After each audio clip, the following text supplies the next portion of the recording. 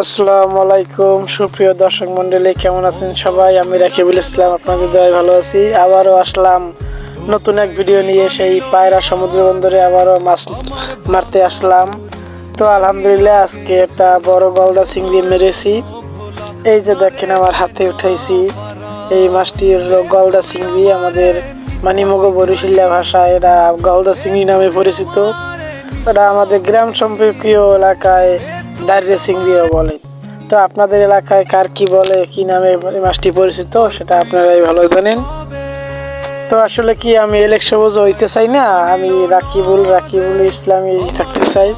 তো আপনাদের একটু দেখাই, আমাদের ভালো লাগে, যার জন্য একটু আনন্দের সহিতে আপনাদের সামনে একটু ভিডিও তুলে ধরি। যেন আমি দুটা মাছ পাই, আমার জন্য একটু দোয়া করেন যেন। এছাড়া আপনারা যেন একটু দেখে একটু হইলেও যেন আপনারা আনন্দ পান, সেজন্যই দেখাই। তো পায়রা নদীতে আজকে মাছ মারতে দেখছেন।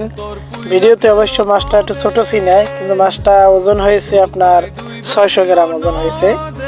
600 গ্রাম ওজনের সেই গলদা চিংড়িটা আজকে তো সবাই ভালো থাকবেন, সুস্থ থাকবেন, এবং আমার ভিডিওটা যদি আপনাদের ভালো লাগে তবে অবশ্যই লাইক কমেন্ট শেয়ার করবেন।